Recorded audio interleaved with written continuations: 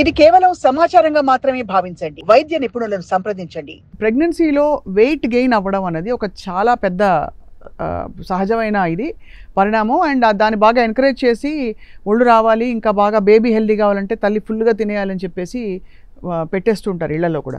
So మీ suggestion చెప్పండి, ఎలా ఉండాలి డయట్, మామూలుగా ఎలా ప్లాన్ చేసుకోవాలి అసలు? అంటే మనకి ప్రెగ్నెన్సీలో వెయిట్ గెయిన్ అనేది కూడా యూజువల్గా 10 kgs వరకు ప్రెగ్నెన్సీ వెయిట్ గెయిన్ ఓకే అండి. అది కూడా ఎవరికి అంటే ఎక్కువ ఒబేస్ ఉన్న వాళ్ళకి కాదు, బేసల్ మెట్ అంటే బిఎంఐ అంటే మనకి ప్రెగ్నెంట్ అయ్యేటప్పుడు మదర్ ఎంత వెయిట్ ఉంది, హైట్కి ఎంత వెయిట్ ఉంది అన్నది బిఎంఐ అని క్యాలిక్యులేట్ చేసి దాని ప్రకారం వెయిట్ గెయిన్ అనేది చెప్తాము. ఒకవేళ ఒబేస్గా కొంచెం లావుగా ఉన్న వాళ్ళకైతే 6 to 8 kgs చెప్తాము. సో నార్మల్ బిఎంఐలో ఉన్న వాళ్ళైతే 10 kgs 10 to 12 kgs మోర్ ఉంటే ఇంకా ఎక్కువ కూడా అవ్వచ్చు అనమాట. సో ఖచ్చితంగా ఇంత వెయిటే గెయిన్ అవ్వాలి అన్నది ఏమీ లేదు. సో ఆ టైంలో డయట్ మరి ప్లాన్ చేసుకోవాలంటారు అయితే, first trimester, second trimester and third trimester. First ట్రైమిస్టర్లో ఎలాంటిదంటే మనకి యూజువల్గా వామిటింగ్స్ కానీ నాసియా అనేది ఎక్కువ ఉంటుంది కాబట్టి డ్రై ఫుడ్ తీసుకుంటే మంచిది. అంటే డ్రై ఫ్రూట్స్ కానీ గ్రీన్ లీఫీ వెజిటబుల్స్ కానీ, అంటే గ్యాస్ట్రైటిస్ ఎక్కువ ఉంటుంది కాబట్టి మసాలా కూరలు అవన్నీ తగ్గించి తినాలి. ఎక్కువ బ్లాండ్ ఫుడ్ తీసుకుంటాం యూజువల్గా ఫస్ట్ ట్రైమిస్టర్లో.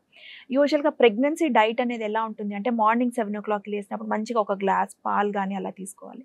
సో 9 o'clock అప్పటికి, అంటే చాలామంది ప్రెగ్నెంట్ వాళ్ళు చాలామంది వస్తారు మా ఓపీడీకి చెప్పేవాళ్ళు, మేడం తినలేయడం లేదు, 9:30కి లేస్తున్నారు, 10కి లేస్తున్నారు, 10కి లేసి ఒకేసారి లంచ్ తింటున్నారు. ఇంకా అట్లాంటి వాళ్ళకి గ్యాస్ట్రైటిస్ అనేది ఎక్కువగా వస్తుంది కదండి.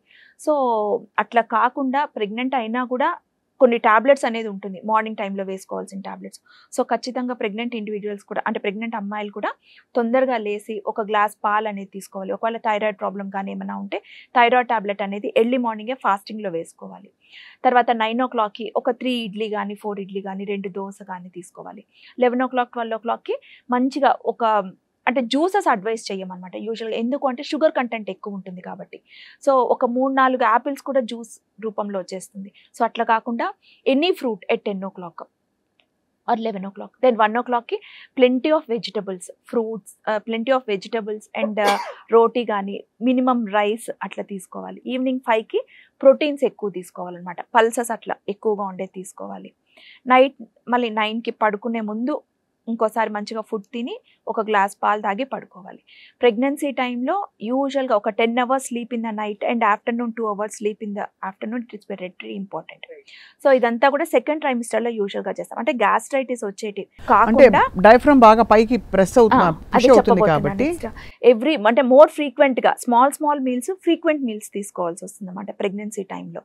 అంటే ఫస్ట్ ట్రైమిస్టర్లో మనకి ఇంకా పొట్ట అనేది బయటకు రాదు కాబట్టి ఆ టైంలో మసాలా కూరలు కాకుండా తగ్గించి తినాలి.